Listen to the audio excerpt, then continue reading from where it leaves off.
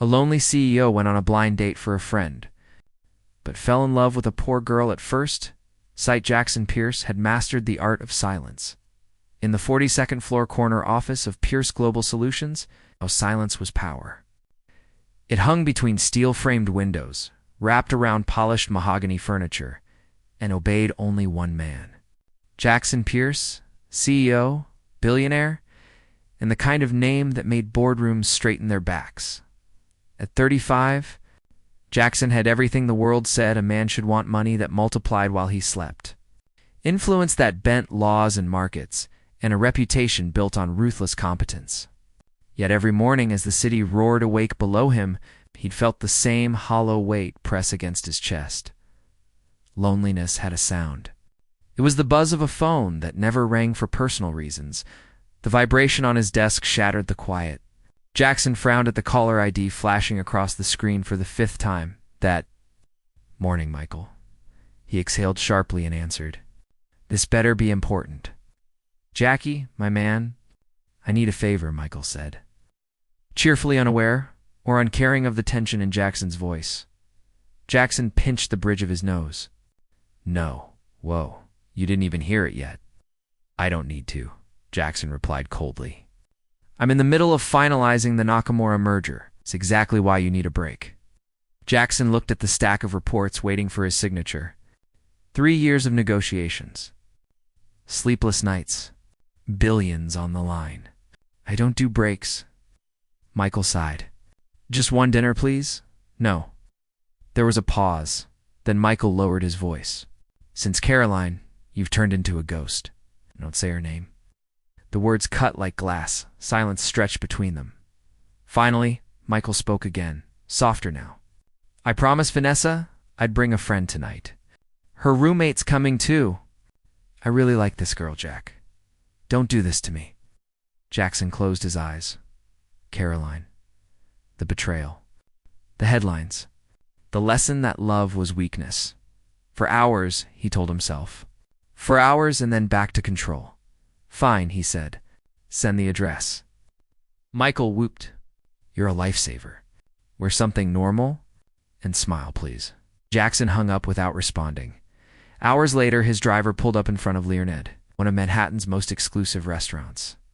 Snow drifted lazily from the sky, softening the city's sharp edges. As Jackson stepped onto the sidewalk, voices rose nearby. I gave you a 20. No, you didn't. A young woman stood beside a taxi, her hands clenched around a worn purse. Her coat was thin, her shoes scuffed, her breath visible in the cold air.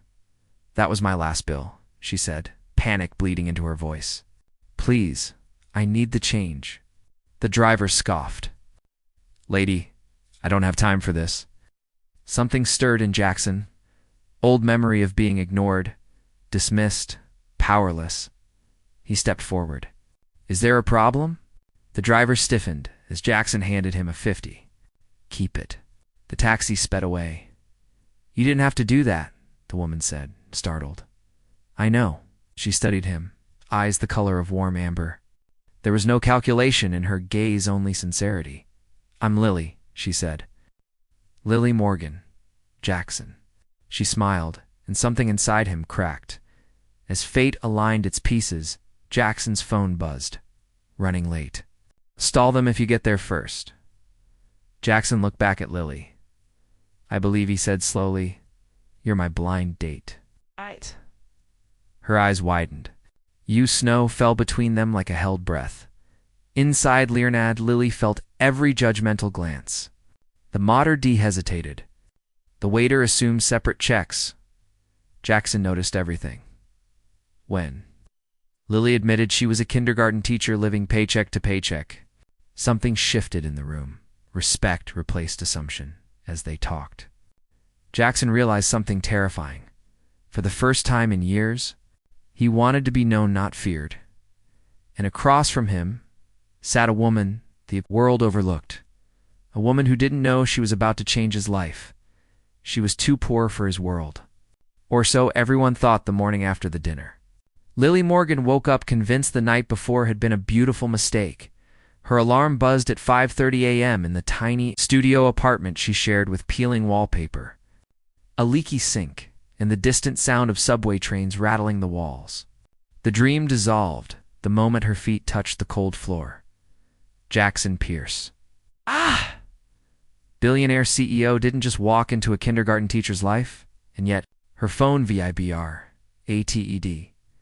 A message. Good morning. Lily, I hope you slept well. She stared at the screen, heart racing. She had never been someone people checked on, especially not men like him. Men who arrived in tailored suits and spoke calmly about mergers worth more than her lifetime earnings. She typed back hesitantly. Good morning. Did. Thank you for last night. 3 dots appeared instantly. Would you like to have coffee this weekend? Somewhere simple? Somewhere simple. Lily smiled despite herself at Pierce Global Solutions. Jackson faced a very different reaction. When he arrived at the executive dining lounge that afternoon, conversation stalled. Eyes followed him as he poured himself coffee. Was that her? One executive whispered, not quietly enough, the girl from Leonard. Another scoffed. She looked like she wandered in off the street. Jackson froze. A senior VP named Grant chuckled. Come on, Pierce. That's not your type. You're not actually serious, are you? Jackson turned slowly, his voice calm but lethal.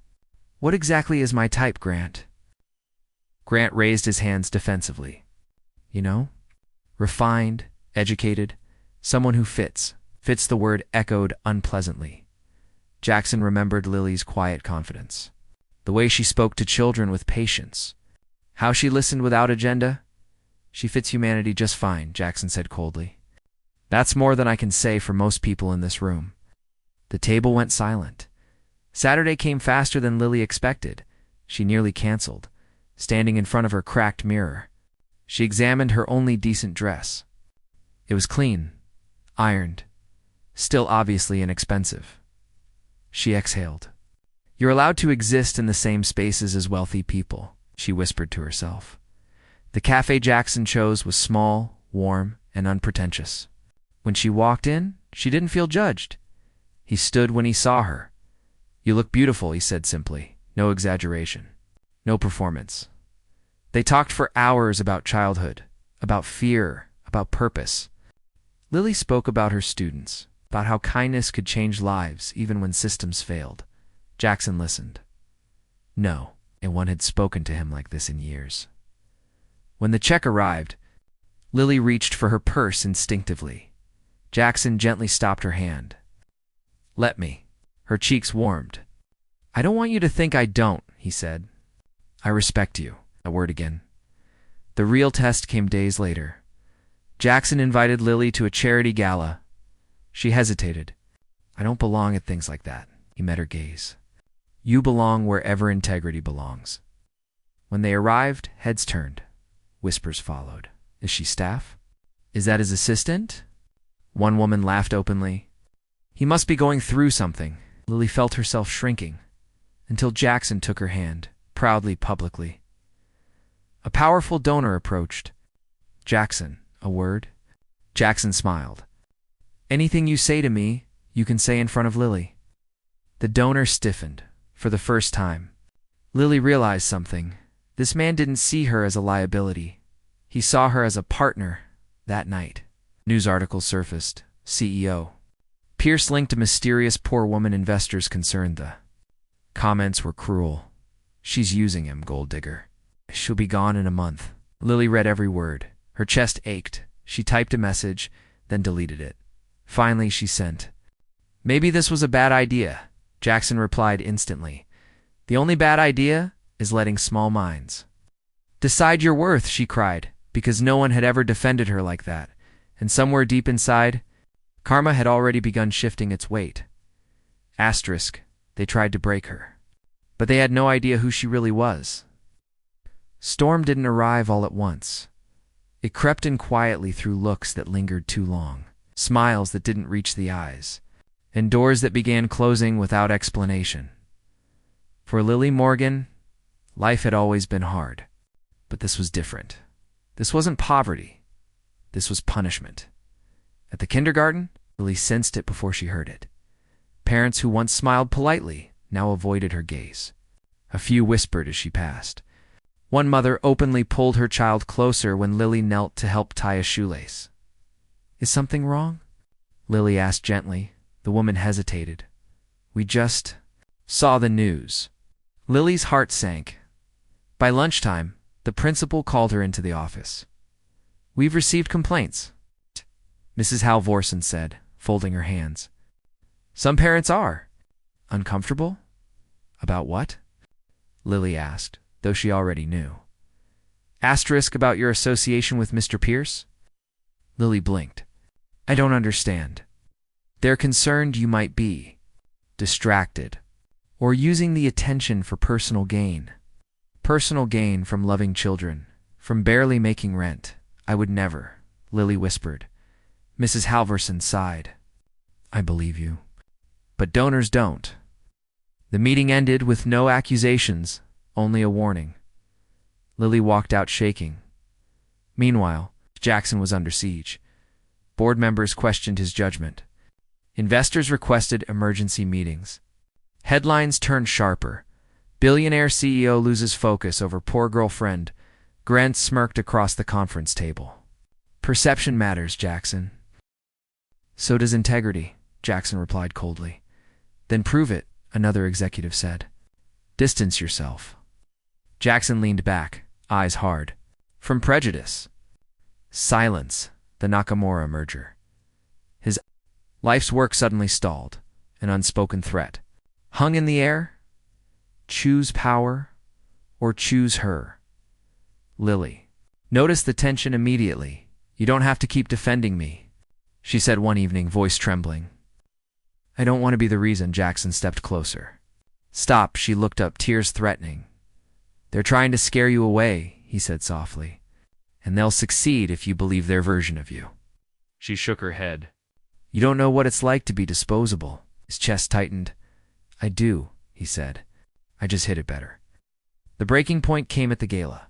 A high-profile charity event streamed live, attended by politicians, billionaires, and media elites. Lily almost didn't go when she entered. Conversation stopped. A woman laughed openly. "I thought this was a fundraiser, not a rescue mission," another added. "Maybe she's here to ask for donations." The words cut deep. Jackson's jaw clenched. He stepped forward, but Lily stopped him. "Please," she whispered. "Let me handle this." He hesitated. She straightened her shoulders. For years, Lily had learned to survive by staying quiet. Tonight, she chose something else. A senator's wife sneered. "Tell me, dear, what exactly do you contribute?" Lily met her gaze calmly. "Hope." Laughter rippled. "Children who grow up believing they matter don't become your headlines," Lily continued. "They become your future." The room stilled, but the damage was done. A leaked clip circulated online. Mockery followed. Cruelty multiplied. That night, Lily made a decision. She packed a small bag. Jackson found her at the door. "I can't keep watching you bleed for me," she said, tears falling. "I love you enough to walk away." The word love hit him like a blow. He reached for her. "You're not the problem." "I know," she whispered. "That's why this hurts." She left, and the world applauded. But what no one bothered to ask was who Lily Morgan really was. The quiet girl with worn shoes, the kindergarten teacher, the woman who had walked away from an inheritance at 19, the daughter of a philanthropist whose foundation quietly funded half the city's early education programs, the heir who chose purpose over privilege. The storm was about to change. Direction, and karma was no longer patient. Asterisk. The day the powerful realized they had chosen the wrong enemy, the city woke up to panic. Phones rang before sunrise. Emails flooded inboxes marked urgent. Board members canceled vacations. Politicians postponed meetings. The people who never feared consequences suddenly felt them breathing down their necks. because Lily Morgan was gone, and with her disappearance came an uncomfortable question no one wanted to ask out loud. Who exactly had they humiliated? Jackson hadn't slept. He stood in his office as dawn painted the skyline gray. Replaying every moment of the night, Lily walked away. Her shaking hands, her brave smile, the way she had chosen dignity over comfort. He had lost deals before. He had never lost. Someone like this, his phone rang. Unknown number. Jackson Pierce, he answered. Mr. Pierce. A calm male voice said, "This is Andrew Morgan." The name hit him like a punch. "I believe you've been spending time with my daughter." Jackson straightened instinctively. "Yes, sir," Andrew said. "Then you deserve to know what's coming." Across the city, a private emergency meeting was convened. Executives from Pierce Global, trustees from elite charities, donors who had whispered complaints about Lily. Andrew Morgan entered the room without fanfare. No entourage.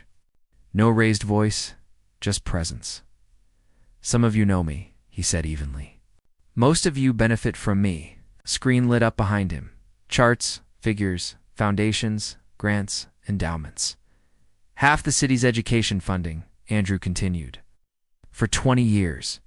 My family foundation has quietly supported early childhood programs, hospitals, and social initiatives." He paused. "My daughter chose anonymity. You chose cruelty." The room went deathly still. Jackson arrived just in time to hear the final words. "Effective immediately," Andrew said. "All funding is suspended pending accountability." The trustee stammered. This must be a misunderstanding." Andrew's gaze hardened. "You misunderstood kindness for weakness." Jackson felt a surge of awe and shame. He had defended Lily publicly, but she had never needed saving.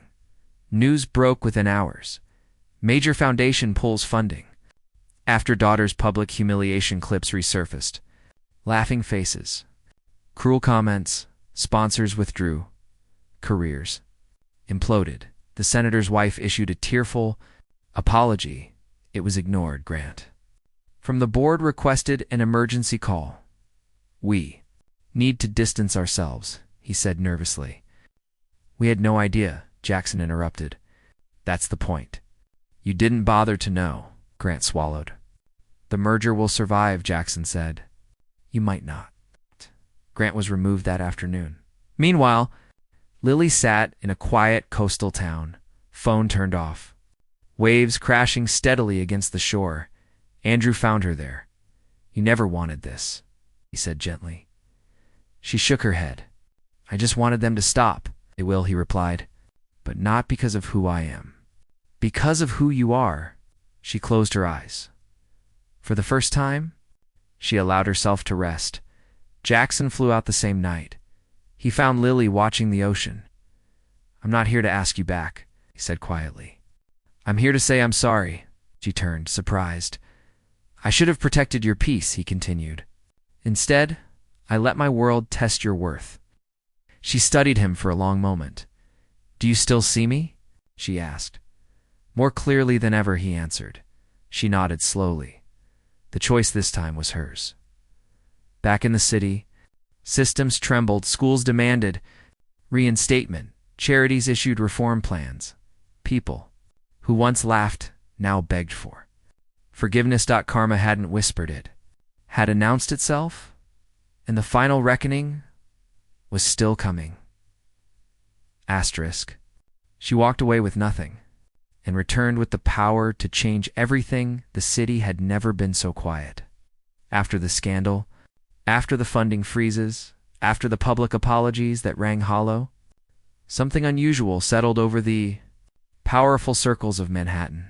Fear not of losing money, but of being exposed, because Lily Morgan had done what none of them expected. She hadn't demanded revenge. She hadn't held a press conference. She hadn't leveraged her name for personal gain. She had simply disappeared. And in that absence, their guilt grew louder than any accusation. For weeks, Jackson refused interviews. He stepped down temporarily from public appearances, shocking investors and tabloids alike.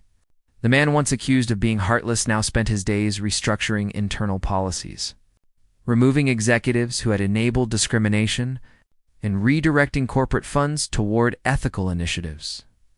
But none of it filled the silence Lily had left behind. At night, he replayed her words, "I love you enough to walk away." That kind of love didn't demand it, trusted, and it terrified him, Lily. Meanwhile, returned to what she had always loved, a small community school. No cameras, no donors, no headlines, just children. She volunteered under a different name. Sitting on the floor, reading stories, tying shoelaces, reminding kids they mattered. Healing didn't come from power, it came from purpose. Andrew visited often, watching his daughter rebuild herself from the inside out. "You could take control of everything now," he reminded her gently. She smiled. "Control isn't what fixes broken systems. Compassion does." The final reckoning arrived quietly. A global education summit, ironically hosted by the same elites who once mocked Lily, was on the brink of collapse. Funding gaps, public distrust, mass withdrawals. Andrew declined to attend. Instead, he sent a single message: "Invite my daughter." Or let it fail. They complied. Lily stood backstage, heart pounding. She wore a simple dress. No designer labels. No hidden symbols of wealth, just herself. Jackson sat in the audience. He hadn't known she would be there when she stepped onto the stage. The room shifted, not with awe, with attention. "I was once laughed at in rooms like this," Lily began calmly. "Not because I lacked intelligence, but because I lacked money." No one interrupted. "I chose anonymity because I wanted to understand the world without privilege protecting me," she continued. "What I learned is this: systems don't fail by accident. They fail when good people stay silent." Eyes dropped, spine straightened. "This isn't about punishment," Lily said. "It's about responsibility." She outlined a plan: transparent funding, community-led oversight, education guided by empathy, not image. The room erupted in applause, not because she was rich, but because she was right. Afterward, Jackson found her in a quiet hallway. "You changed everything," he said. She shook her head. "I changed myself. Everything else followed." He took a breath. "I don't want to be admired. I want to be worthy." She studied him. "I don't need you to save me," she said softly. "I need you to stand beside me." He nodded. "Then let me earn that place." Months later, the headlines returned, but they told a different story. CEO and educator launch global initiative. Rooted in equity, billion-dollar merger redirects. Profits too early. Education, formerly ignored. Teacher leads. Reform movement grant was gone. The senator's wife resigned from every board she once flaunted. The system didn't just apologize, it evolved. On a quiet evening, far from cameras, Jackson and Lily walked through a park. No guards, no audience. Just two people who had survived judgment and come out stronger. "I used to think love made you weak," Jackson admitted. "And now?" Lily asked. "Now I know it reveals who you really are." She smiled. "They didn't rush. They didn't hide. They built something honest. Together, the world would remember Lily Morgan as many things. Teacher and heir, a reformer. But those who truly knew her understood the truth. She wasn't powerful because of her wealth. She was powerful because she refused to let the world make her small and the lonely. CEO who once mistook silence for strength finally learned the greatest lesson of all: respect isn't demanded, it's earned. By how you treat those you think can do nothing for you.